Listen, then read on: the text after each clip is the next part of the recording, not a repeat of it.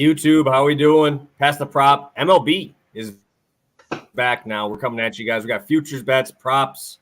We got everything today. We're coming at you. Obviously, we had NBA last week. We're talking basketball, but, baseball's right around the corner. We got to get these good numbers. We're seeing some fat numbers on the show today. We're seeing a lot of four-digit numbers coming up in that plus money spot. So should be a fun one. Joined as always by my guy, Stu. What's up, man? Yeah, no, happy to be here. Pass the prop, showing off some real diversity these last couple weeks. Football, basketball, who knows? Masters right around the corner. Maybe we'll even hit you guys with one of those. But today we got baseball. And not only do we have baseball, we got baseball with the best in the business. John Leghezza right under me. All time, one of our favorite guests on this show. Last year we were on your channel over, I believe, on that was the Mayo Media Network, I believe, where we talked futures. This year, you're now over here talking futures on ours. We're very happy to have you. Welcome to the show, man. Yes. You mentioned really the biggest thing right now, futures is all about timing. I actually hadn't really looked, admittedly I'm a fantasy guy. Follow me on Twitter at John Leghezza. That's where all my stuff is.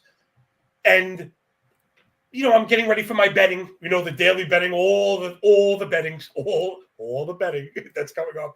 And I hadn't really put my eye on the futures market yet. Maybe a little bit of a mistake, but now as we're getting an idea, lineups are solidified, rosters getting solidified, I can almost guarantee it, bro.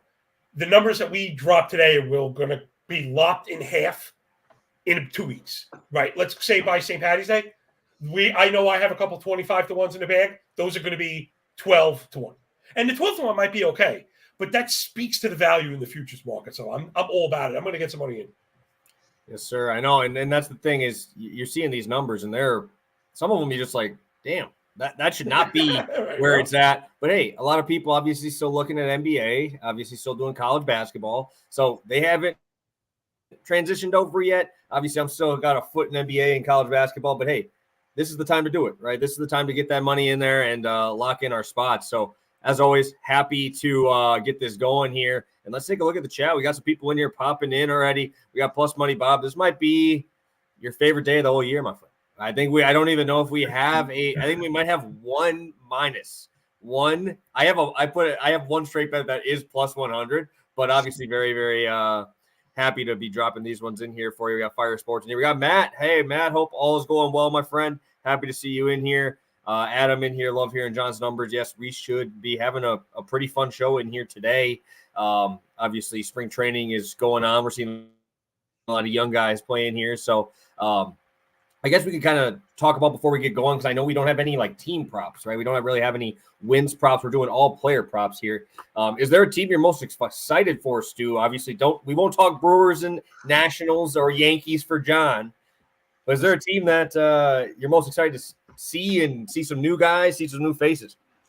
Yeah, for me, I'm going to like all the teams that have a lot of these young guys, that we don't know a lot about. I think actually your Brewers actually pretty interesting. I'm not going to dive super deep, but DL Hall, I got to watch him a little bit over here in the Baltimore area. I even saw him in person once, Torino, obviously a lot of young guys. And I like the Cubs. That's a team that I'm slowly adding as, one of my secondary teams as the Nationals continue to not spend money. But for me, the number one is the Royals. Man, I like what they got going down there. I like the youth movement. Bobby Witt Jr., someone we're going to talk about a little bit during this show, and I think someone that the national media is going to have to talk about a little bit more this season. Obviously, last year at the end, we got to see it a little bit more. There's just a ton of youth on that team. They finally spent a little bit of money. Not saying they got the best pitching in the world, but they at least improved. I like Walker as well. That's a guy. He's always beat up on my Nationals. So I'm just going to be a big fan of these teams that have the unknowns. I think that's kind of my biggest thing across any sport, whether it's the NBA, the NFL. I want a chance to be first to market on some of these guys that the sports books have absolutely no clue how to price. And I think we're going to see that early and often with these teams that have very young lineups. Yes, sir. John, same question to you. Is there a team that you're looking at? Maybe a couple teams? Yeah, I lopped off a couple of bets. I lopped off a couple of the team bets because I posted too many. I was so excited. There were so many numbers that I like, and you guys know me. I'm pretty conservative. I'm not the type to just go at these things. But again, knowing that I am conservative, you got to hit them knowing the number is going to change, because you look back sometimes and say, oh, man, and to these numbers. So one of them is absolutely the Kansas City Royals. one of the things that I've learned betting futures is, as good as numbers may be, and it's a good reason to place your bet, if you're betting overs like for positives, you got to get with teams that are making moves in the right direction. I've made that mistake, gentlemen, betting on like total bottom tier teams, thinking like, oh man, these numbers are so low, they're gonna win this. Like the Marlins would come to mind because you're not like totally terrible like Oakland band, but the Marlins would have some pitching and just enough, and I'd say, oh man, they're gonna win 75 games. But even if they start pacing the first half, everything that's not nailed down gets sold at the halfway point, and you're not the same team in the second half. And when you look at those rosters, you wouldn't be into it. So the Royals have been very aggressive. And then that Cole Wiggins move, like, you look back, that's a monster move. This guy looks like a legit flying star right now. You say what you want. Track record, I don't care. We bet. He shows up today. He's a heavy favorite almost anywhere against anybody. And if he's not, we are betting a shite at it. The other one that I really like is the Mariners. That also, they're a big move team. They're very aggressive. They are going to be making, like, you want to bet on teams, and if they lose an injury, trade, free agent, they're not worried at all about that. But the pitching is fantastic. They're also very cerebral. Not to get into too much of the goofy, nerdy stuff that I'm into for fantasy, but these guys are all boys, the young crew there. Kirby and Gilbert, and Castillo, they're friends. They work together. They help each other with grips. You could watch it. Don't take my word for it. They're on Pitching Ninja just yesterday talking about, Kirby and Gilbert comparing grips and how one was able to elevate the other. And they're talking about sequencing and how they're able to up each other's game while they compete and who's better. Those are the places we want to be, boys. That's where we want our money, with the sharpest, most analytically driven, the same way that we feel, hopefully, about ourselves. The people who are with us for those same reasons. So I really like Seattle. I think a World Series 20-1. I saw 25-1, 20-1. I would smack that. We mentioned the Royals 9-1 to make the playoffs. Backdoor your way into the playoffs now. Second wild card, weak division. Sure, let's go. Definitely. And I like how Stu kind of talked about my Brewers and talked about the Cubs, but the team I'm most excited for is the Reds. I think the Reds are going to be a very fun team. Lot of young talent there, dude. I loved when they came into God, why do I keep saying Miller Park? It's American Family Field. My bad. I can't ever switch that up. Dude, it's fine. It's so tough, man. And I know I have to say, dude, they paid billions of dollars for that, man. I better say their name right. Dude, seriously, that's the worst. Globo, AT&T, World, LifeNet. No, come on. You're a better person for calling it Miller. Yeah, and Cincinnati just got so many young dudes, and I think that Frankie Montas pickup is going to be pretty damn good. That Montas pickup, obviously a really heavy ground ball guy in that park, plays very, very well. They're going to be able to score runs. Obviously, Encarnacio Strand, McLean, De La Cruz, obviously Stu's boy. I think Candelario's over there now in that small park as well. So you got a lot of guys both sides of the plate. Still haven't even talked about probably a huge breakout in Tyler Stevenson this year as well. A lot of people liking him. His draft spots are going way too high for me, unfortunately, and DK just keeps going up and up draft boards on there. Spencer Steer. And how can you pass up Hunter Green, man? Hunter Green, if he stays healthy, man, this dude might drop another 220, try pushing up for Strider in strikeouts, because this dude is just electric, 100-plus, insane breaking ball. I'm excited for it. I have way too much exposure to Mr. Hunter Green in best ball so far. I'm sure I'll have some more here soon, but I'm really, really excited for that team, especially not just the core hitters, but you still got Lodolo that has to come back yet. You have young pitchers. Alexis Diaz, obviously very nice at the back end as well. It's just so many young arms, so many young faces in the infield, outfield. Shout out Will Benson. Hit some homers for me. I draft you in the last round every single freaking time, dude. So I probably got 80% of him just because he's still sitting there. I'm like, I like Reds, man. Let's go. So I'm excited for the Reds.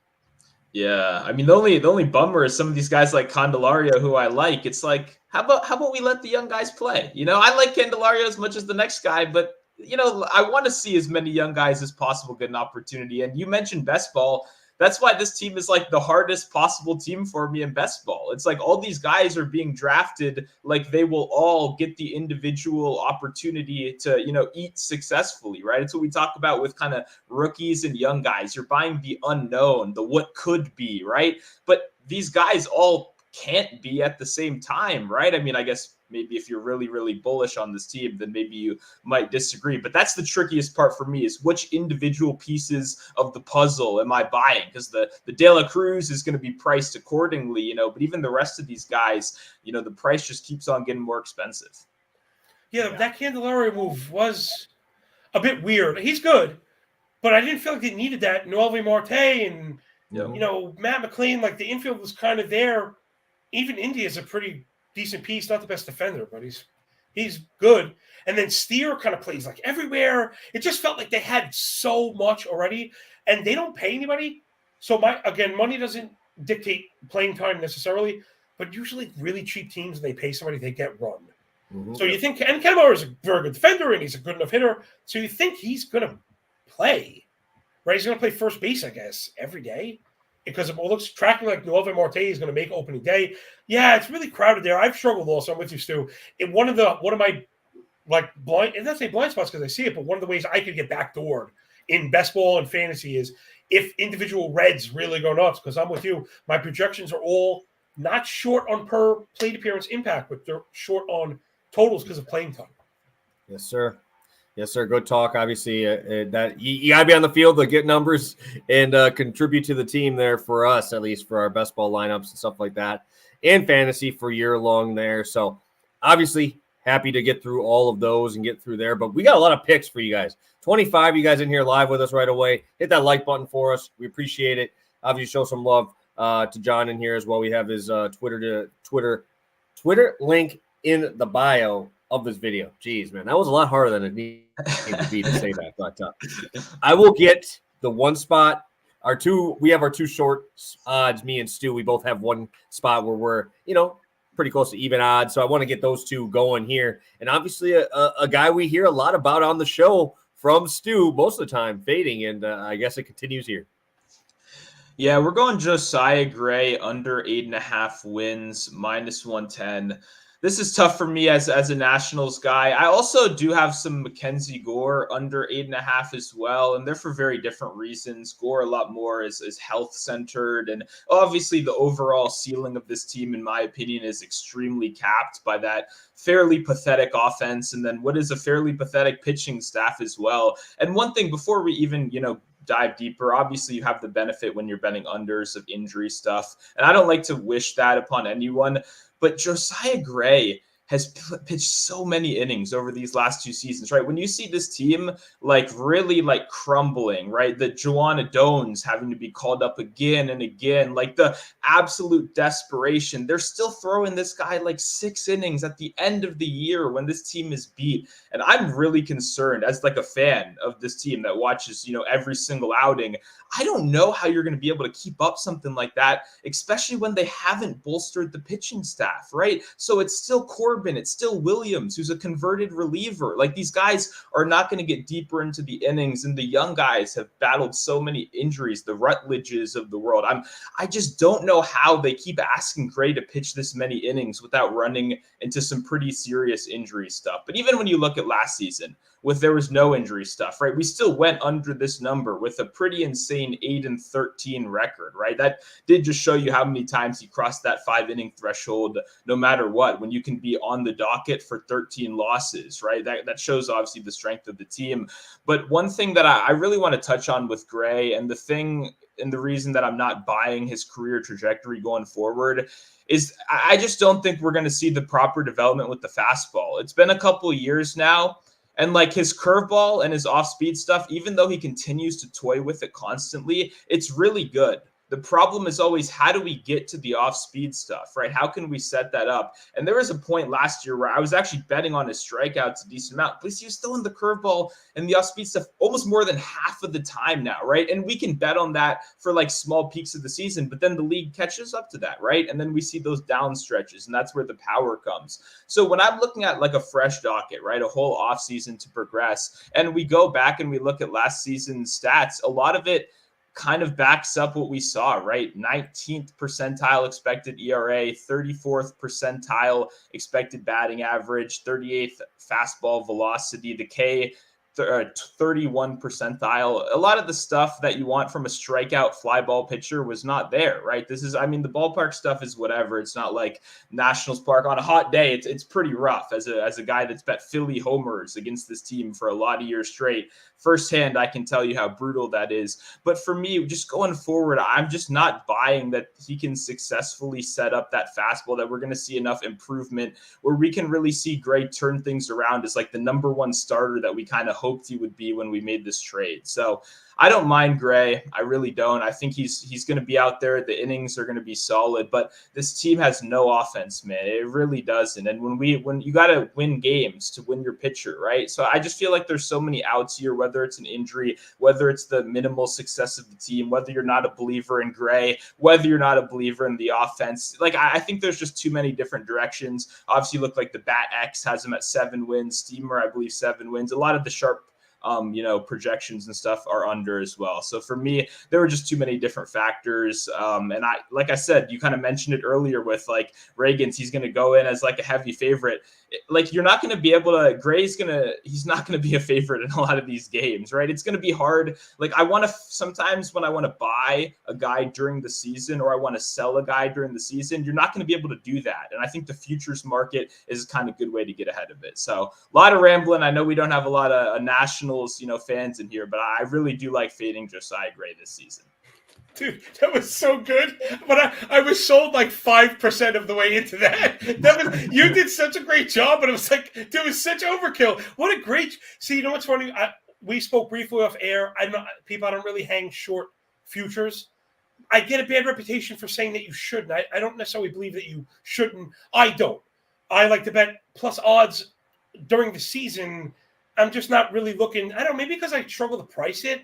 Like, I don't know how much to put that I have to put it on the volume for 6 months. But, like, man, I had never really thought about under wins in general as a blanket statement. If you were to bet all of those, you hit 3/4. I almost feel like blind you hit 3/4 feels like it's on the low end. I just don't want to jump the shark here and say, like, all of them. But I know from playing enough fantasy, wins are freaking impossible. Bullpens are terrible, which you didn't mention how bad Washington bullpen is. Also, like, Kyle Finnegan is not very good. He's gotten the job done at points, and like Harvey is good, okay, per inning basis, but he's got concerns. They're not very good, right? They're not very good for a reason. That's a really sharp market that, like, maybe I would think about attacking it as a group. Super sharp stuff. See, like, and that's why I try not to be too definitive. People do that and get in trouble. I won't do this. I don't do it, but after I heard that, I'm like, damn, maybe I need to.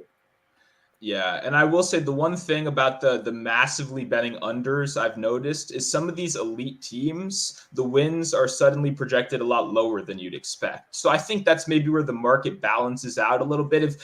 I don't think most recreational players are looking at the Nationals or anything like that. They're looking at the Braves and they're looking at the Dodgers. And when you look at those two teams and you look at the wins, they actually do look pretty good. You're like, oh, I only need this guy to win 11 games. He just got paid $200 million. You know what I mean? It's one of those things. I think that's where they get a lot of it back is these popular teams. It's a little bit lower than you'd expect, but you kind of mentioned it. It's like betting a parlay, right? It's literally, you need so many different things to go right. And that's why me and obviously PPS bet under on wins so much during the regular season as a parlay piece. And it's something I'm sure you'll see and pass the prop once again this season.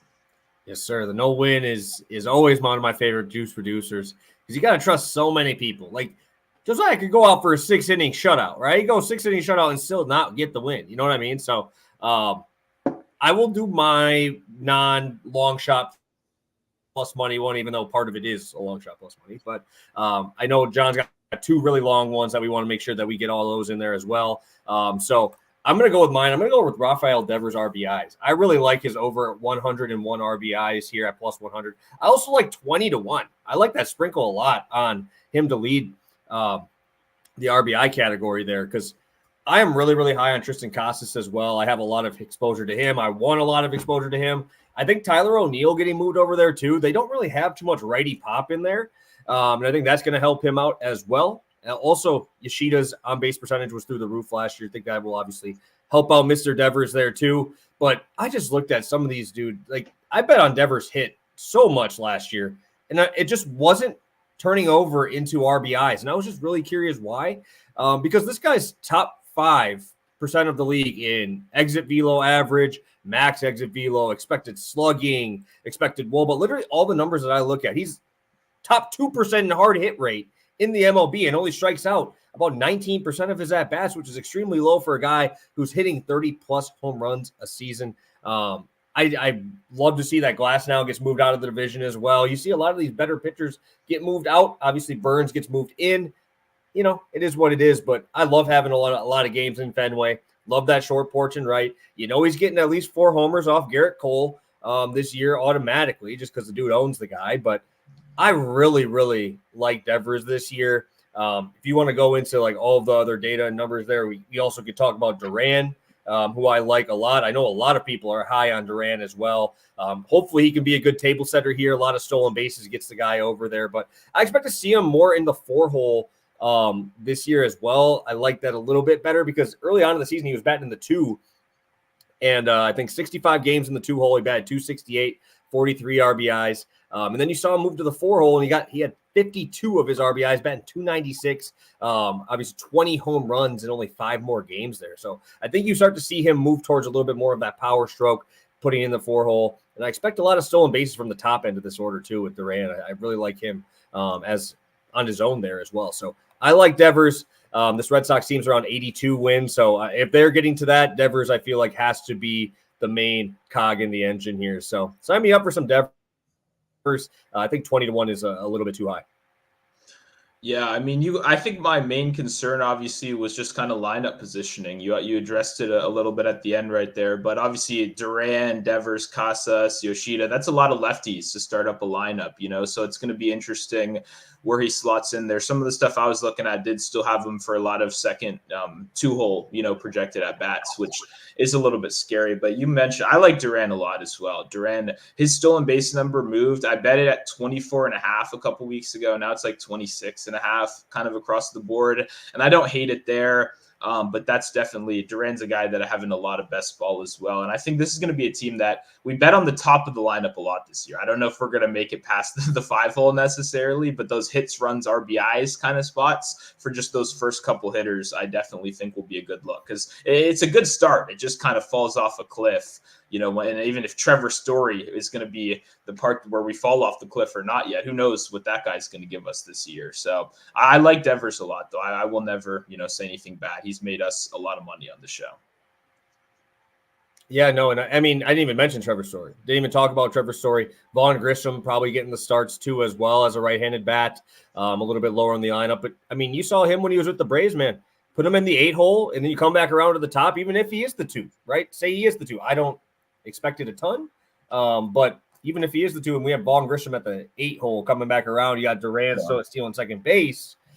Even Tyler O'Neill. Everybody kind of sees Tyler O'Neill as a jack dude. Dude can swipe. The dude's fast as hell. The dude is crazy athletic. So even there, you get that opportunity where singles can score you with those faster guys up at the top. So definitely a look. And again, even if he is batting in the 2, if you could give me a little Grisham at the 8, bro, sign me up. I'm in for that. All right. I think we're at one of my favorite parts now. We get a little bit long shots, right? We're getting that. I mean, that 20-1 is nice. Don't get me wrong. I don't want to discredit your really. right here. But yeah, John, do you want to take us into your lead the home run or lead the league in home run bets right here? Yeah, home run leader. So I got a split play here.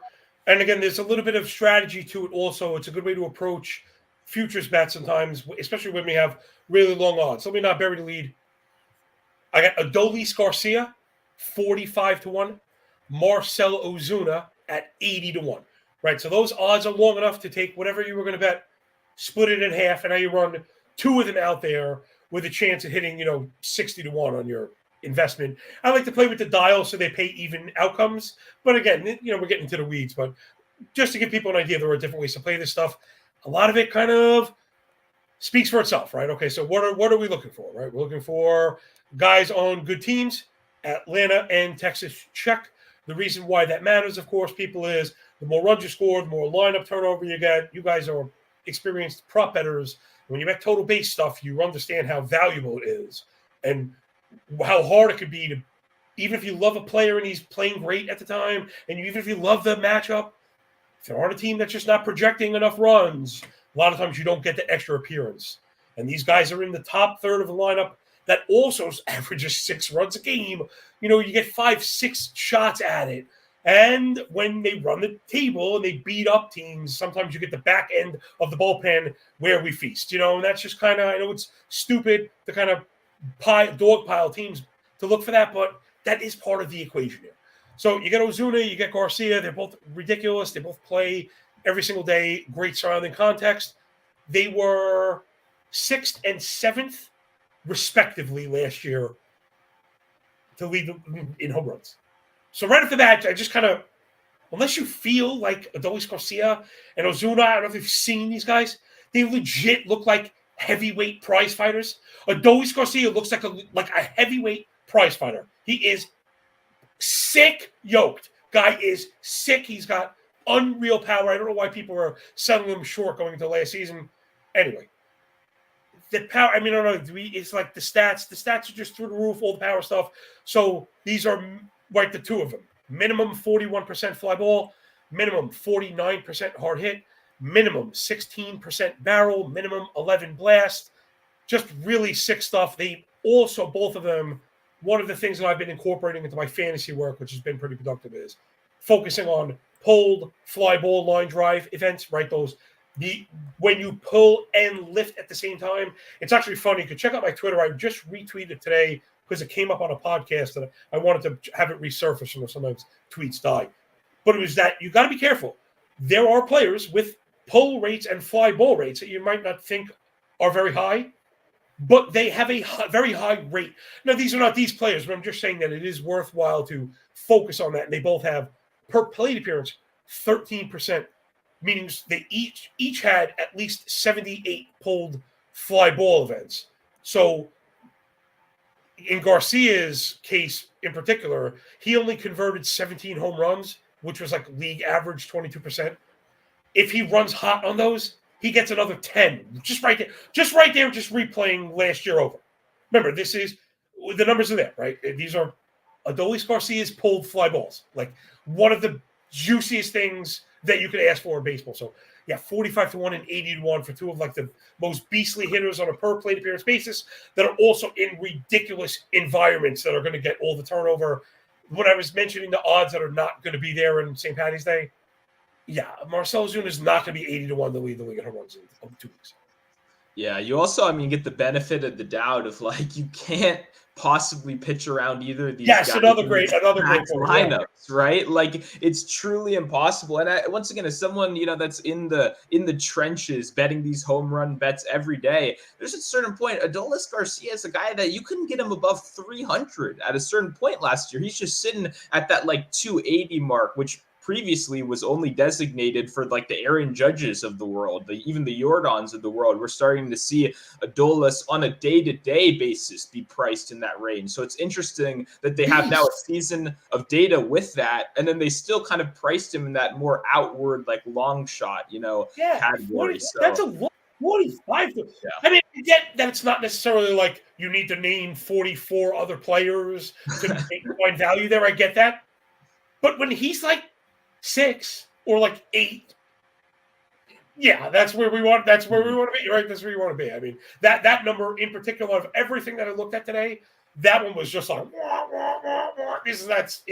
that's absolutely insane. He's a pop for 50 bucks, Yeah. No, I think my only thing too is I think this number goes down a ton because you just saw this guy was probably the hottest hitter in baseball in the postseason, right? So you got all the casual bettors who are going to come in and be like, holy shit, I actually remember Adolis Garcia. He's one of the 20 people I know in the big leagues. Oh, I saw him hit home runs in the postseason. Let's bet on him. This is the last guy I remember from baseball last year. And he's hitting bombs every time he comes up to the plate. So just another thing in there on why that would probably move a ton because a lot of casuals haven't moved over here yet. They haven't crossed over into MLB yet. So definitely another reason why I think that this number will be gone quickly.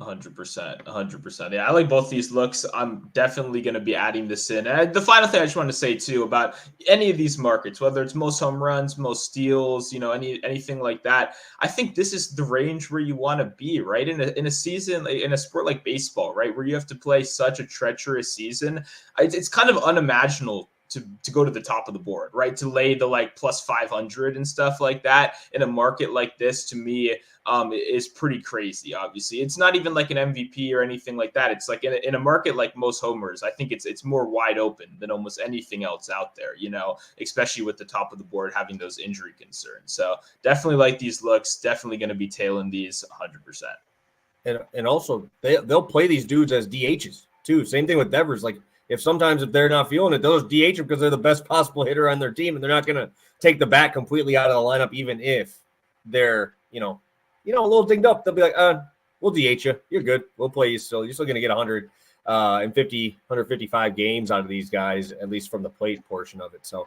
we love to see that. All right, let's take a look at the chat here. We got a ton of action going on in the chat. We'll take a look at that before Stu and I pop in on our next round. Any thoughts here? Adam bringing up Corbin Burns under 13.5 wins on DK. I do understand where fire is coming here because I really like Corbin Burns this year. Obviously, big upgrade in offense, big upgrade in park. That was Burns' whole entire issue, was giving up nukes in Miller Park. So I definitely see that this possibly being a really big year for him. Do you guys have any thoughts on that with him heading over to Baltimore in that trade? Yeah, there's as tough as wins are, and I think under wins is the sharp side of it. Meaning, I don't think you're going to get a good enough price to get me to go over on any wins. That said, there are a few spots that I would not be tempting it. This is one of the few of them. And Baltimore, so the surrounding context is very good. I know the comment did mention the Kimbrel, I think, is a little banged up, but I'm not sure if it matters. They've cultivated unbelievable relievers. They're also adding pieces. They also have like an absurd. If there's any team that has more like talent bubbling than the Reds, it's the Orioles. They could easily bolster anything they wanted. So I'm not ready to be like, oh, the Orioles are just going to kind of let that one piece kind of hold them back. The thing with Burns, even in what's being considered somewhat of like a down year last year, right? If you just listen to the way people talk about Corbin Burns last year, it was like, I don't know. He went at least, so I calculate money starts. It's a fantasy thing that I developed. 7 innings minimum, 2 earned runs maximum, just basically because I think quality starts are stupid. He did that in 25% of his starts. So if he's going out there for 7-2, 25% of the time in a down year, in a ballpark which is conducive to hitting in Milwaukee, going to a place that just, dude, especially for righties, like right-handed hitting goes to die there. That place is going to bury Ryan Mountcastle's career. Legit, there's righties that are just never, ever going to – they look – first of all, it looks stupid. When you look at a ballpark and you go, "Oh, that's stupid," and it looks so stupid. And Austin Hayes too got punished a bunch of times. We were looking for home runs; he would barrel it right there, and the guy's like 6 rows deep into the fans. He looks over to his right. He's like, "Hey kids," it's so stupid. But yeah, that's one spot. Burns with the environment, with the prove me stuff, in a good spot. They're competitive. Yeah, I don't know. He could win. He could win 20 games. I don't know. I wouldn't not necessarily going over, but I don't know if I tempt fade on that one. Yeah, and he's been a very durable starter for us as well throughout his career. So definitely not a guy I want to fade this year. He's been my second round pick in most of these best ball coming around. If I don't get a chance to grab a Strider there in the first round. So Stu, I will kick it over to you. We're going to both be talking about some Astros this round. Take it away. Yeah, I really wanted to bring up the MVP market just because I want to hear both of you guys. Like, I have one bet on the MVP market. I have Jordan MVP. It's for 2 reasons. One, obviously, like the full healthy season of peak Jordan is like absolutely insane. And obviously we have no clue if we're going to get that. But for me, when you look at like a 37.5, a 38.5 home run number, and all the smart projections that are conservative even still have him going over, and you start to think like, there's no possible way I can lay this minus 120 for a year on Jordan, that I started looking, is it the most home runs? Is it the MVP? Where can I get a little exposure? And one, right now, FanDuel just has a better price than the rest of the market. Rest of the market consensus is around 850 to 900 for MVP. So I do absolutely just like on FanDuel getting like a way better price right here. So that was obviously number one. And then number two, the biggest thing with both MVPs now is that it feels more wide open than it has in a little bit, right? Ohtani is suddenly gone, and now he's gone. Now he can't pitch either. So I'm curious the implications it has on the other side.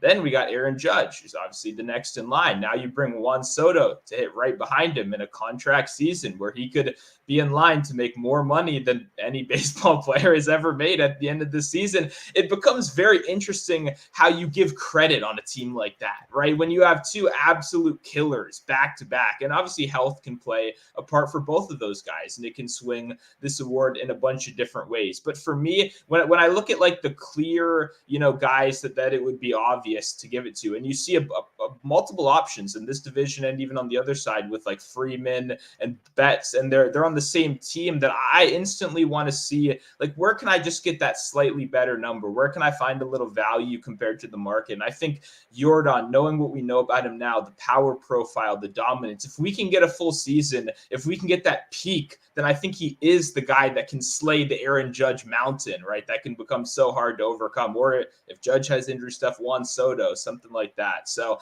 I'm very curious to hear if you guys have any MVP bets. I know it's the question I get the most. And in a lot of years, I frankly don't even ever really bet the market. But for me, I saw the number, and I like that there's a little bit of uncertainty in the air right now. So I'm really curious if either of you two have anything in the MVP world right now. Well, New York sucks, and you can't bet on it here because it's voted by people, which is whatever. I'm not going to get to the rules. It's also dumb. It makes your head hurt. I'm usually not the biggest MVP bettor, but I would like to say this. Okay, so I like the Jordan pick because I think the odds are right. But what I was thinking about as you were saying it is, if you're betting on anything Jordan Alvarez, I think the MVP should be a piece of your portfolio. Meaning, let's say you're over the home runs. Like if you're betting over his home runs, you're betting on the health, you should open up your pathway to, you have to understand if this guy gives you a healthy season. He's like, dude, it is literally on the shortest list of best hitters on the planet. For a guy with that kind of stroke, 46 fly ball, 52 hard hit, 18 barrel, 500 expected wall ball in contact. It's like cartoonish. It's silly. With the disciplinary profile, right? This is what separates Alvarez from a lot of the other power hitters like that we've even seen, let's say ever, but like literally it's like historic. 18% K, 14 walk, 90 zone contact, 9 swinging strike. That's sick. That's like a slap hitting second baseman. You know what I mean? Sure, David Fletcher, like uber contact hitter, but he happens to be quite literally the best, again, top 3, elite contact quality hitter in the league. So that's my thought on Jordan is like, if you're over the RBIs, if you're over anything, you've got to get a piece of the MVP because that's where that ends. Plus, again, the overall team context is really good. You were making a great point too about how sometimes players can cannibalize themselves, right? Not on purpose, but it just happens. That doesn't really happen in Houston. Like Altuve, he's great, but it's not that type. He's not MVP guy. And Bregman is really great, but it's kind of boring. He's not really that type of guy. So to Tucker, the same thing. For a guy that's like a first-round fantasy pick, and I love Kyle Tucker. He's awesome. He's not really shine, right? It doesn't have that. And there's a piece of that, which is why it's people in New York tying all the stupidity. Mm-hmm. But yeah, Jordan Alvarez for it all is like, dude, is there anybody scarier in the box? In the box, right? Meaning he's standing. He's on 2 feet. Dude, he's sick. Yeah. I completely agree. And it's funny. PPS almost said the same thing about like Tucker being the one kind of thing. And I think you stated it perfectly of like, whether you like it or not, like the media perception of these guys almost just matters as much as the player perception. This isn't an MLB lesson. This is a major MVP market for any sport. Life lesson. Yeah, exactly. It's not what you do, it's what people think you do, right? And as amazing as Kyle Tucker is, and as, I think PPS even bet on him last year to win MVP, and it's like, and this year, and this year as well. For me, the biggest thing like going against that is like he's not being stated in that discussion. He's just not. It's almost like Jason Tatum 2 weeks ago just tried to say, I'm the MVP. Everyone's like, no, you're not. It's like he might actually be an MVP level player, but if the world isn't looking at you like that right now, it becomes that much harder to cash those tickets as well. Yeah, and I think I saw that. I'd have to check because I do have Kyle Tucker exposure, but I did think that I saw that they're looking at batting him in the 4-hole this year as well, which would be lefty on lefty there, and that's kind of why I looked at Tucker myself. And if Jordan's healthy, dude, I might just bet both, because if he's healthy, I think he wins it, and if he's not, I think Kyle Tucker wins it, to be honest, because if you're going to put a lefty on lefty, you go against Jordan, who hits lefties pretty damn well. You go to Tucker, another WRC plus over 120 against lefty. Like, this dude is insane. So I don't mind betting both. Like, I don't want exposure to anybody else outside of those two, really. And when you look in the media and their stuff too, they're going to be like, oh, Jordan hit a 460-foot bomb. Yeah, that's nice. That's going to be on top plays, right? And you're going to see it more often and more often. I just think that I have to have exposure to Kyle Tucker because I was so close last year on him, and the Ohtani stuff just took over, right? And everybody was talking about that. So it just kind of really killed that. So I want to be ahead of the curve on both. I love Jordan. I love Tucker. So those will probably be my only two AL guys that I do bet for MVP. So I really like Jordan as well. All right. And good. Yeah, no, we'll just go right into mine, to be honest, because it kind of leads in. Because I was literally just talking about offense of Houston. Dude, these guys are so like, where do you find the hole in this offense, right? The top six of this offense would probably be in the top three of almost every other order, right? You go down to Abreu, second half of the season, was an absolute monster, carried me in my fantasy playoffs, just how good he was to finish up there. The approach, man. Dude, he's so good. Out. That right center approach is it's so hard to find in these power rankings. Who strikes out? Nobody strikes out. Nobody strikes out. It's a long day for everybody. Yeah, they're a really difficult team, really. And that kind of brings up exactly what I was going to say is when you have a team that's this disciplined and you have a team that gets into the bullpen so quickly, I want a guy who can get a win in the seventh inning, and that's Framber Valdez. This dude will be there in the sixth and seventh inning. The dude finds a way. He gets out early. He gets soft contact on the ground more than anybody else in the big leagues. But also, in all of his starts last year, there was only 3 of them that he did not go 5 innings. One of them was against the Rangers in Texas, where lefties go to die, right? And then the last game of the season against Seattle, when Seattle was rolling because they were in like playoff mode where they needed to win. So that's 2 of them right there. That's 2 of his 3. And every other start outside of that, this man is getting 5 innings. This man will bite down on the mouthpiece. That's a MMA term that we use. Is just, hey, we're going to bulldog this thing, and we're going to find a way to get out of it.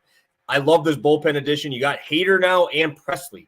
Can you find a better 1-2 punch maybe outside of Baltimore, right?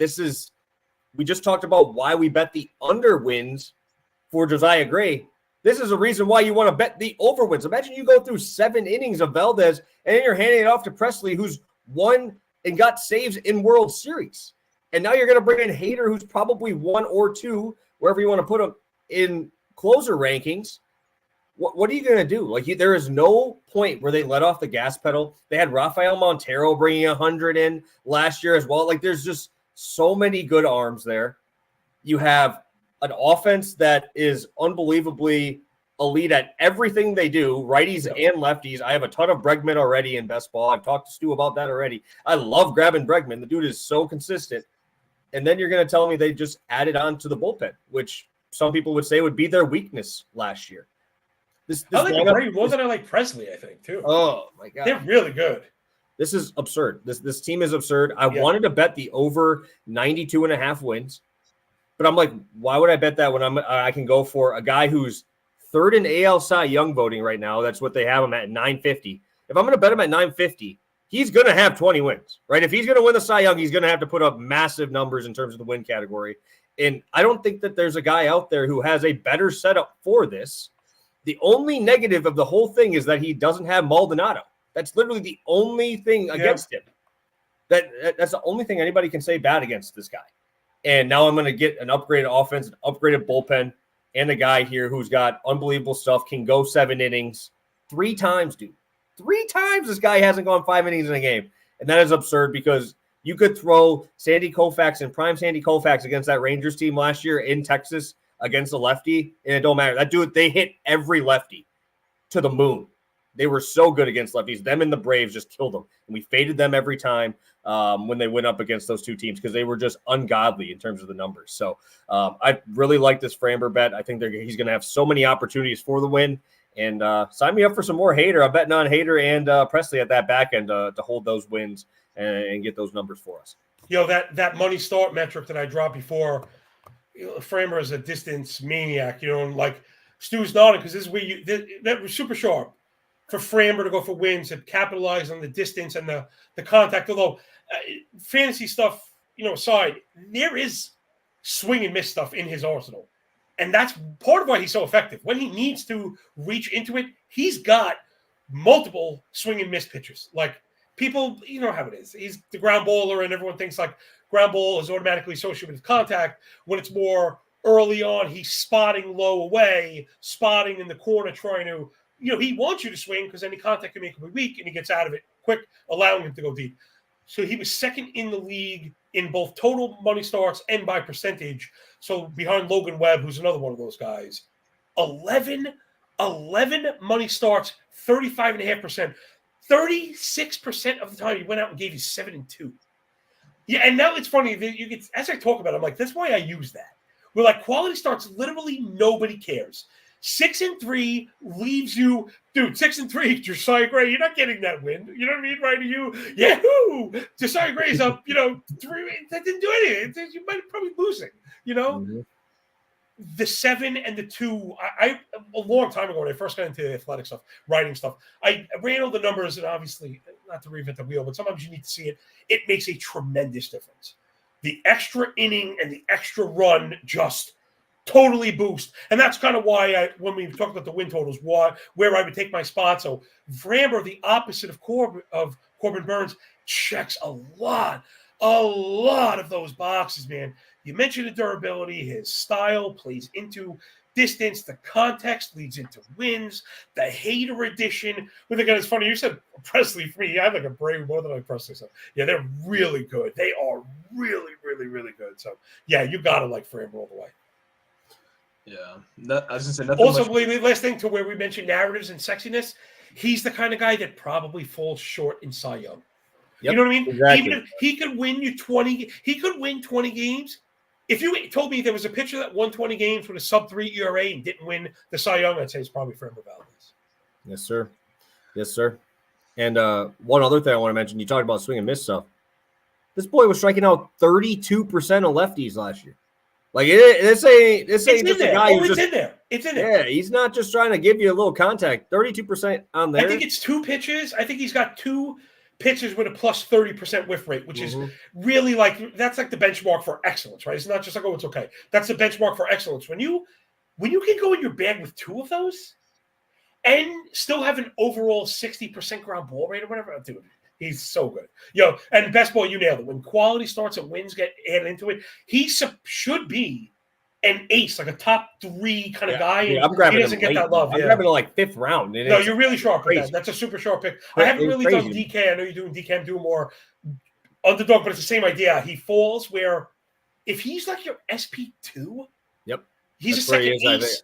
And it's the bulk ace. Yeah, so he's really good. That's enough about him. He's great. Yeah, he's great. But yeah, no, and one other thing I know you kind of talk about too is just like and I'll get this going because we got to get this moving a little bit here because we're cooking a little bit too much on these. But he had a FIP of 3.92 against lefties last year, XFIP of 2.7. Right, that is a huge discrepancy. That's just really unlucky stuff happening to you when you have an XFIP that's so much higher. It's so much lower than that. It's just like, man, you got to be getting really unlucky for a long period of time to be getting a number that big. I think part is the batted balls probably, right? That's the thing, right? Yep. When you put the ball in play so often, it's going to scoot around. The defense is very good there too. So if you just told me we're going to run it back, I think it kind of the pendulum would swing back the other way. All right, John, you are up. you're taking us away. We all have Oh, one yes, let's go. play left. We all have one spot left to talk about. We'll talk it over to you here. Love to see Freddie on there. Yeah, I got another split. So another split play. Again, these are long odds. They're both 25-1. So don't feel pressured into needing to nail it. Obviously, only one of them can be the strikeout leader. So that's the play. Give me the strikeout leader. So it's most Ks, Zach Wheeler, Freddie Peralta. I mean, just everything you're looking for. Let's see. They were, I think it's the same, similar to before.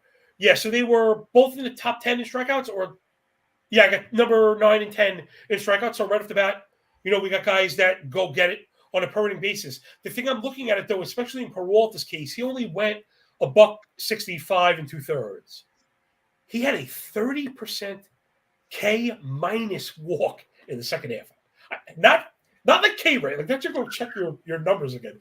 30% K minus walk. There literally aren't two numbers you could put in that would make that bad, right? When you have a 30% K minus walk. So that led the league, which just gives you an idea of the top side. And I think that's what we're looking for. So a guy like Peralta that has had trouble with health in the past, if those are behind him and he's now a candidate for the full load, right? If you get to 165, the next step is all of it.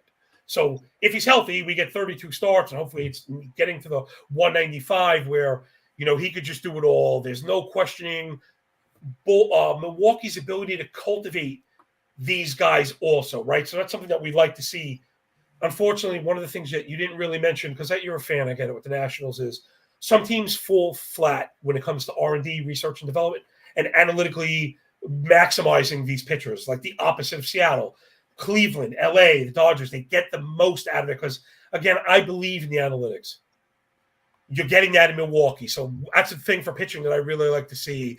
The numbers kind of speak for itself. Then Zach Wheeler, my man, just got the bag. Philadelphia obviously believes in him. He's a great mixture of both bulk and, efficacy. Last year, 22 K minus walk across 192 innings. Gosh, above average whiff rate, 13 swinging strike, above average chase, above average in zone. So he can get ahead, get you to chase, or win in the zone. Plus, he suppresses contact at a 275 expected WOBA. The fastball is bananas at 96 miles an hour. All the shape diagnostics kind of check out. Wheeler goes for distance as well. He's another one of those guys where you get these like really impactful starts. You get the money starts. You get the quality starts. So. Yeah, he's in a great spot. I guess maybe the Braves are like a problem that he's going to face the Braves maybe once or twice more than other people, but I think that just kind of is part of it. So yeah, Wheeler's most K, 25-1. I just think the price is a little off.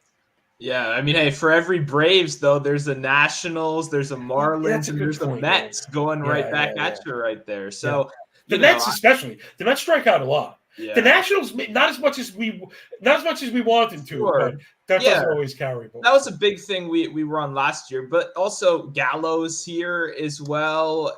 I would hope growth. That's right, okay, man. It's a guaranteed 3 at least if you make it 6 innings. Yep. His over/under strikeout prop may be 2.5 sometimes. You guys know I really got into the hitter strikeout stuff. Those are weird because I did very well on the under 1.5. Like, listen, lots of guys strike out once. It happens. Bad calls, whatever. 2 strikeouts is pretty bad. A guy like Gallo is going to come in at 2.5. It might be juiced also. Oh, jeez. I wouldn't put it by him either. I know he's so bad. But that one that he makes contact with, probably going to either go 400 or never landed 450. Yeah. Dead center.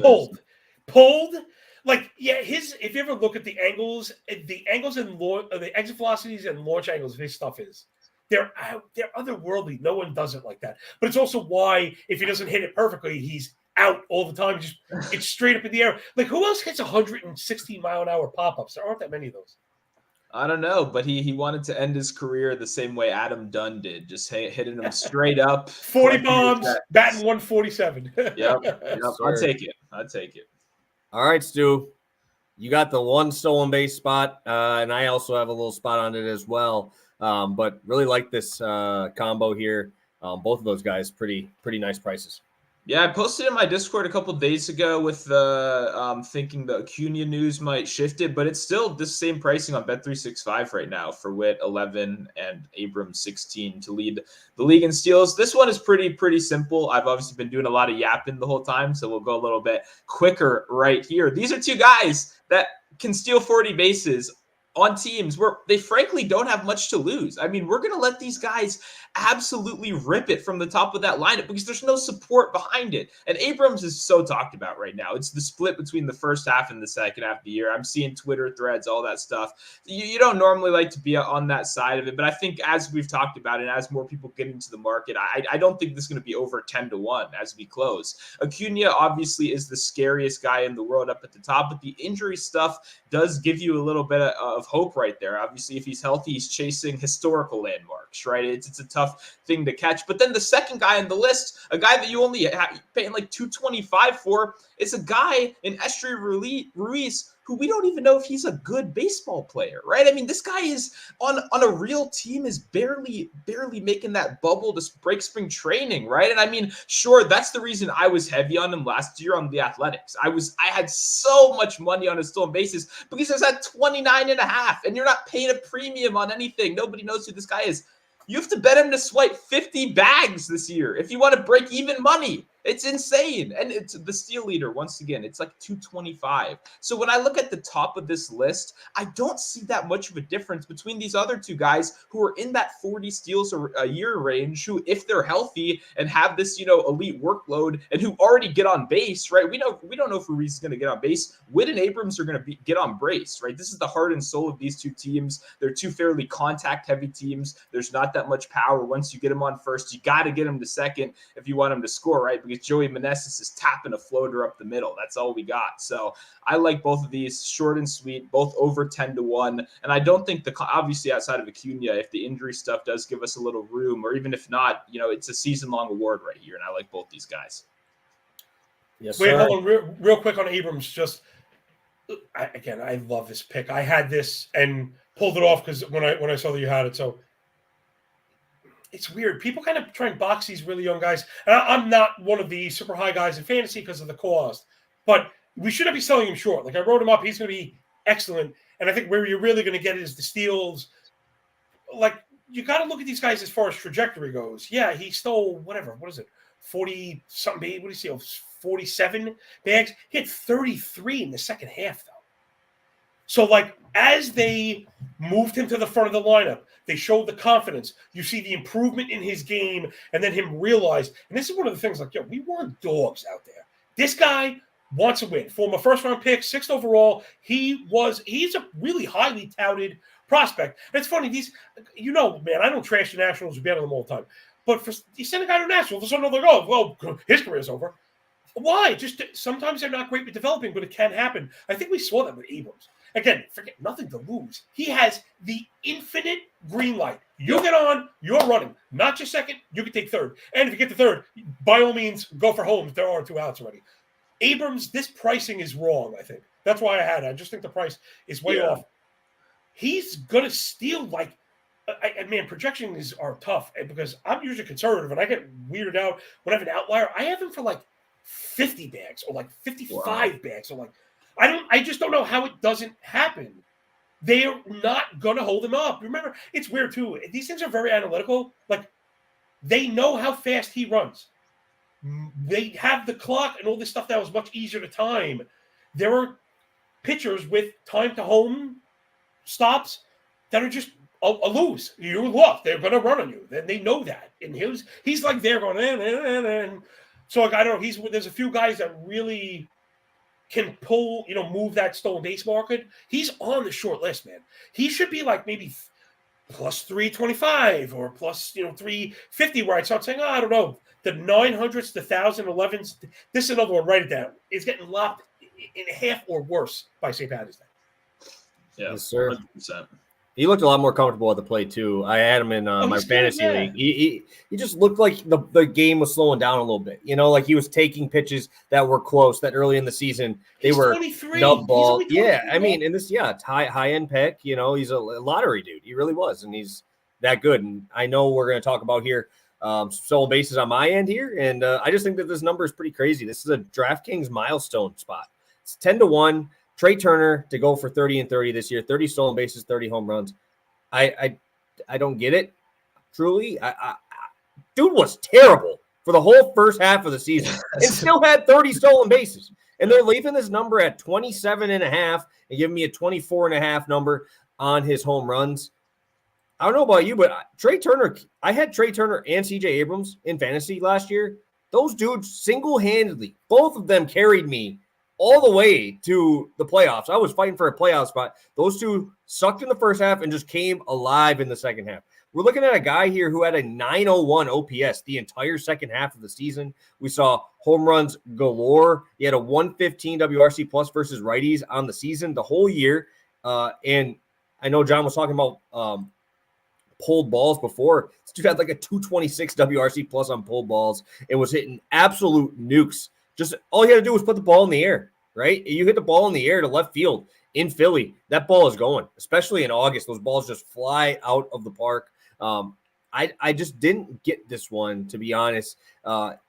And you think that you go into the offseason and you're a Phillies guy in the front office. Trey, you got caught stealing 0 times last year. What the hell are you doing? 40 for 30, dude. For real? You're not going to swipe? I get it. You got Bryce Harper behind me. I get it. Bryce, take the first pitch. That's really something. Dude, just get to second base, bro. Just give Bryce an opportunity to drive you in. Wow. Then all he has to do is roll a ball with no shift anymore. Just roll the ball through the first and second base hole. You don't think Bryce Harper can pull a baseball whenever he wants through that side of the plate, dude? Don't even have to drive the ball. Just roll it over. Trey is scoring from second. It just baffles me that he only tried 30 times. Obviously, first half of the season, dude was barely on base, so I understand it. But you just win 100%. Like, talk about Esteury Ruiz. I saw that boy get picked off every game. He got picked off every game. And this dude went a full season without getting picked off once, without getting thrown out once against some elite catchers, right? There's some catchers with elite stuff out there who have that quick pop on them. So I don't know how Trey Turner doesn't get there, to be honest. I don't know why they're leaving it at 24.5. Maybe just the opportunities that he's not going to have there. But we saw Trey Turner go absolutely nuclear in the second half. It's something that you can see from him at all times. We all forget, like with the Dodgers, this dude still only hit 21 homers out there. But we're starting to see that slugging percentage just continue to move, especially even with Washington. You saw him. He had 18 home run outputs there, but the ABs in those seasons, like he was not putting up that many at-bats. They're like sub 400 plate appearances for the season.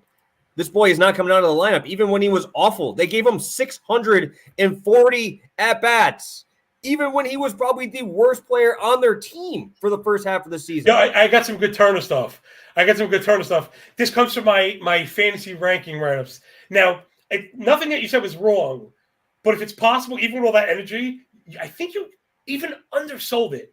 Now, so the reason for the price is because he's never gone 30-30. In his age 30 season, you could still look for that upgrade, right? Especially with such a great hitter. All the analytics is he's improving all the time. Check this out. This is funny, and this is the kind of detail I go into for the fantasy stuff people are into. But it really had. I can't believe it's so dumb. But it really had to do with the whole billboard thing. I don't know if you're familiar with that. So the timing of the billboard. Say what you want. These are real people.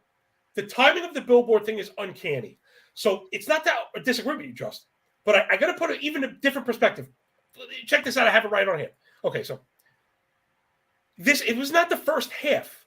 It was the first 107 games. The date was August 2nd. Okay, 107 games, 480 plate appearances. He had a 235 batting average, 286 WOBA. He was awful. Okay, it was they gave him a standing ovation. Yep. We talked about that on here. I remember that. They gave. Check this out. So on August 4th, Citizens Bank Park against the Royals, they give him a standing ovation, and I wrote the bond was sealed. The very next night, Trey had 2 hits. He had a go-ahead home run in the 6th, another RBI double in the 8th, and then 2 days later, the billboard appears.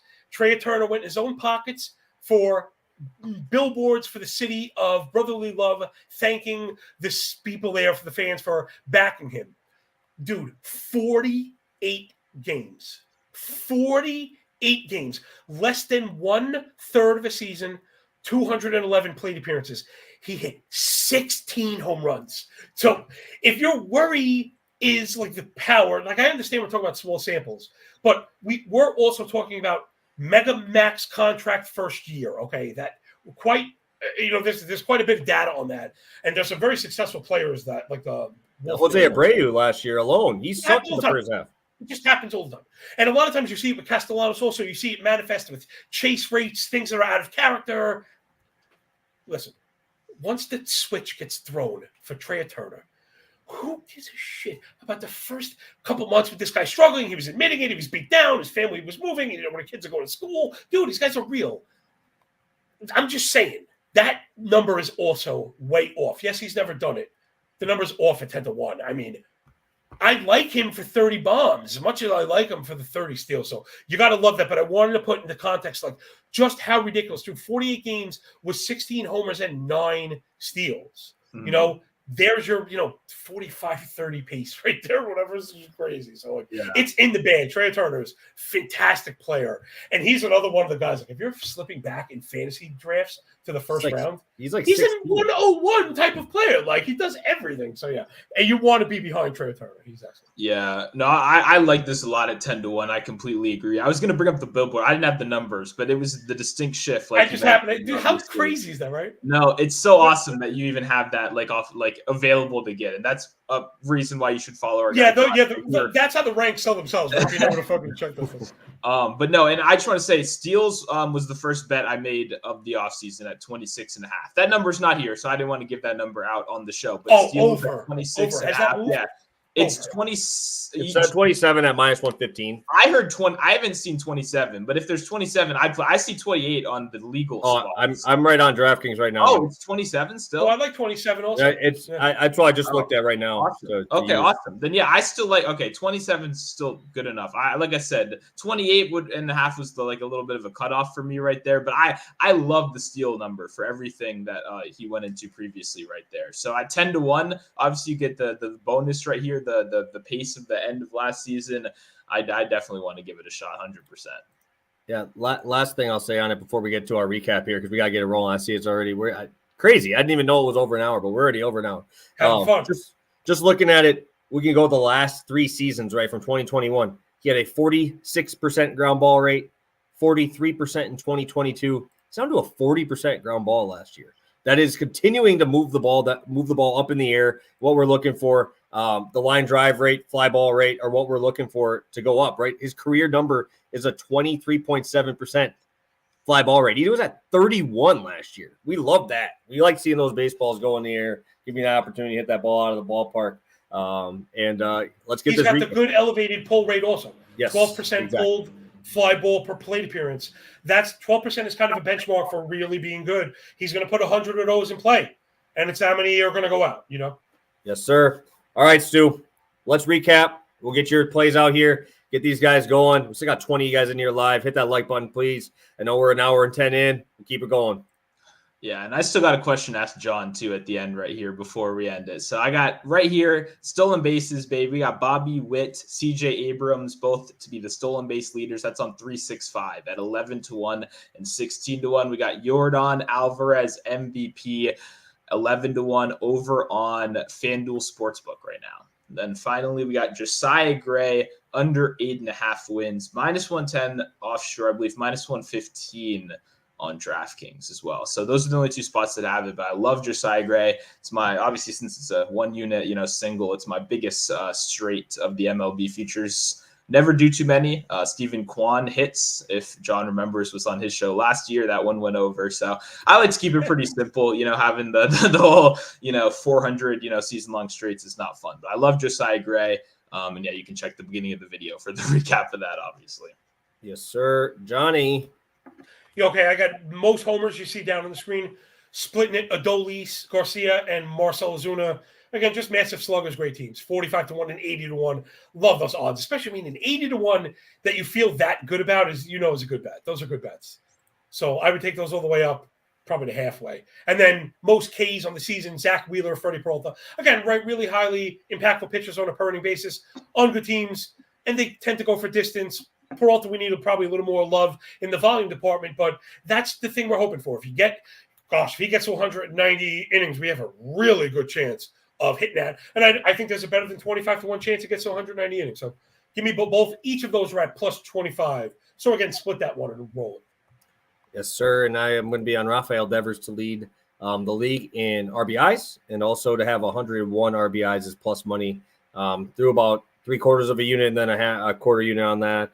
On those spots, Framber, so to lead the MLB in wins, 13-1. Really like that spot. And another 10-1 spot on Trey Turner, 30-30 milestone there on DraftKings. Crazy numbers. Honestly, I don't expect them to stay. But, hey, we'll take them while they're here. We'll take them right now. Stu, you got anything for the people before we head out? I know you said you had something for John there. Yeah, well, I mean, I got a question, one, because obviously, well, I'll say the little plug first, and then I'll ask my question, one, because John has the only MLB or any betting, fantasy, anything related package I've ever bought in my life, right? I feel like that's the biggest, and I think that's truly the only endorsement that matters, right? Where does my money go? Who do I want to financially support? And John is the guy, right? And one of the things that you can get, obviously, with all your ranking stuff is they can ask you individual questions and stuff like that. And that's great. I got 800 million questions for you. Don't have time to go through them all right now. But just as a guy, I think this can apply to a lot of people, including myself. I'm getting into the underdog drafts. I'm about 10 deep. And I'm looking at the last couple rounds, right? I think that's kind of the most common thing of like, who are the guys that I can take a chance on at the end? Because the ADP doesn't give you help there, right? You know, who are the people that you are kind of collecting at the end of your rounds that you would like to share with me or anyone listening? Yeah, okay. First, I would say one of the parts of my it is really like a baseball everything package. Again, it's pinned on Twitter. It's $10 for the whole year. That's enough. One of the things it does come with is underdog ranks that are not, it's not just that I do the ranks for you to like have to digest. You can upload them. It takes 2 seconds. They also have this unbelievably robust player pool. It's like 3,500 people. I go through all of it, knock it down to 350 because it's a shallow draft, so that's more than enough. But I filter all the people at the bottom that you might want because, again, if you scroll and scroll and scroll and scroll. So there's just a few working pieces here, again, quickly is underdog because it's only pitcher, infield, outfield. The majority of my late round picks are infielders because when you kind of push all the players together, there's 3 starting outfielders on every team. That makes 90 starting outfielders. And nowadays there's more and more platoons than we care to think about. The infield is 4.5, let's call it, because the catchers, though some of the catchers, William Contreras is a guy you could play an underdog. He's going to DH. He's an on-base guy. Like, he's really good. So, and he goes late, which is another reason why 5 now times 30 is 150 starting infielders. When you work for catchers and platoons, there's still a lot more than there are outfielders. The same to be said for pitchers. So the more drafts that I do, the more I find there are still everyday infielders that are good at the end.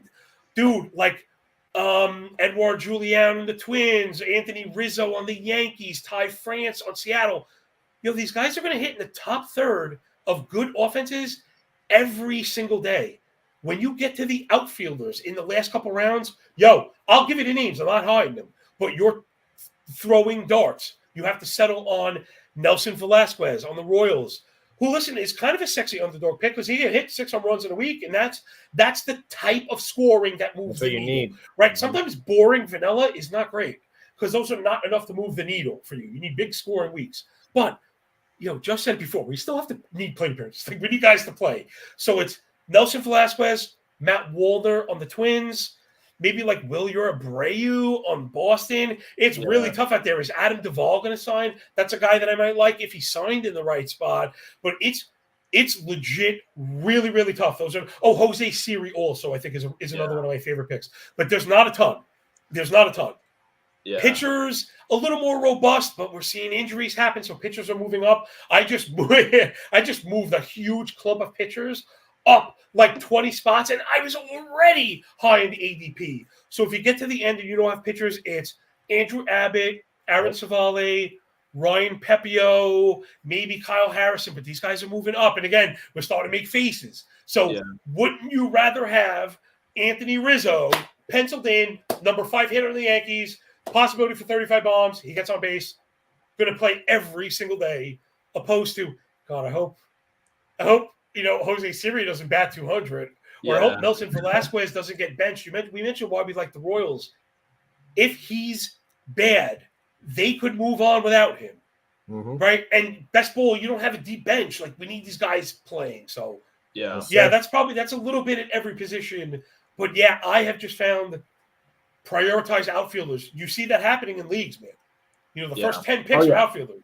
100%. That's the one thing I don't punt on. I've been trying to zero RB pitchers, which is a little sketchy. I'm like, I'm new to the game. Who are the number ones? What are the top guys? Now, my initial push would be you probably need 8 in that case because you put more investment. This is good strategy stuff. Because you put more investment into the hitters in that case, you should probably have an 8th pitcher and go 8-6-6, which makes 20. And if you did that, maybe, but like you're rolling the dice. No, I'm definitely doing that. But for me, it's just I have a lot of late round guys now. Like I have so much Bello, a guy who I like. Okay, Bryce Miller. I hope. Yeah.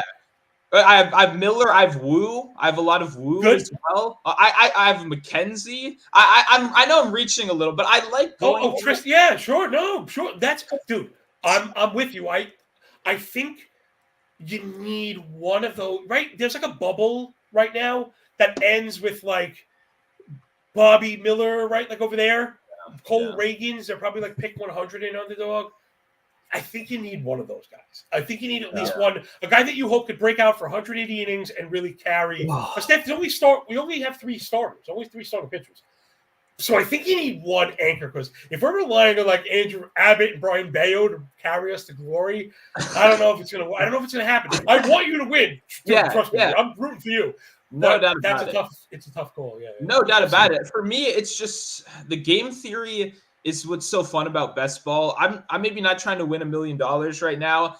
And I think it just doesn't feel like the best ball game theory like is anywhere near as robust as it should be. And I think there's a lot of advantages in being vastly different from everyone else. And I'm not saying my way of doing it is going to be good. I got one last good one for you too. If this is also on in my part of my rankings, so I have underdog ranks that you can upload, but I also have data sheets with all the cool stats that I pull. So I'm like obsessive compulsive. So I do it. If you've ever looked at my pitching sheets in season, I have them for off season also with all the pull data stuff. So it becomes very easy to pull. I have Derek Carty's bat X projections, but what I did was applied underdog scoring. I'm gonna do DK also in the next couple of days. Come to the dark side. Yeah, so I'm gonna have. So what I have is total projected points. But then I also have per plate appearance. So that is really helpful in finding outliers, is guys that are really impactful in those scoring formats on a plate appearance basis that maybe we hope could get more work, right? That's where you look for pops at the end. So, buy my stuff. No, let's get out of here before enough, man, right? Yeah, no, John, you have to take a look at that DM I sent you. I think I sent it to you a couple of days ago. It's the same one I sent to Stu. Of my top one that I made, and just looking at what we've been just talking about here, I think you guys will. I sent I'm like, dude, I'm winning 100K on this one, bro. Like I know this one. The lineup I sent you, I sent the same one to Stu. I'm like, oh, dude, that one is just popped up. I'm like, damn, dude, I'm about to smoke people, bro. Like I went 3 pitchers heavy. I know you're not. I will take no part in victory lapping best ball in March. I will take zero part. I already learned my lesson. I have a welt on my ass that says Jeffrey Springs is the greatest pick ever. I was toying around, like you mentioned, with strategies and leagues that I didn't draft a lot of starting pitchers early, I should say, and I went 8-6-6 pitchers. Stewie, I said, the guys that I like, I'm not going to diversify. I'm not going to start taking bad pitchers. So I'm going with my guys. And Jeffrey Springs was there, and he looked like a legit league winner. And that was that. Fell apart. Unfortunate. Pump the brakes, bro, Ham. Pump the brakes. That's my best advice. Yeah, dude. I mean, when I sent that one, I'm like, holy shit. He already bought the McLaren. It's okay. He already bought it. You ever have that where you're just like, holy shit, that was that one, I got what I wanted. You know, Yeah, like I got let what me I guess. wanted. I didn't If have to I reach. guess- I felt good, and it Were you was. in the middle? I was ninth, and I got know Strider. you always going to be 7, 8, 9 when it happens because the people on the edges tend to overreact. Yeah. Because it's such a long swirl, and you don't know what's going to happen. And I'm telling you, those middle slots are great. Even like 6, 7, 8, 9. If you have an eye for value, those are the best builds, I think, too. Yeah, no, getting Strider coming back with Trey Turner was a big boy one. Perfect That was example. nice. All right, we're out of here. Hour 20. John, you got anything for the people before we head That out? was so much fun. Check me out on Twitter and just check out the baseball stuff. It's a lot of fun, man. I'm glued to these guys. We're all simpatico. So let's go. Sounds good. We will try and make another time here to maybe run through a best ball. I'm down. Yeah, I love it. Be able to do one. I'll even I'll be able to share the screen. Yep. I'll make a lineup on here, and we'll make a couple together, and it'll be fun. So thank you guys so much. The baseball stuff got the love football did. I did. For sure. Thank you again, John. I think if the degenerates knew about it, they might, right? I think so. We just got to keep letting them know, though, right? Keep just putting it out. Always be drafted. You draft in, it's cheap, and you'll get a shot at 100K. Like, okay. Yes, sir. Yes, sir. John, appreciate you as always. Hopefully we'll see you soon on another stream here for MLB action, and we'll be back again on Wednesday for some NBA action with you guys. I'm Pass the Prop, so thank you. Have a good one.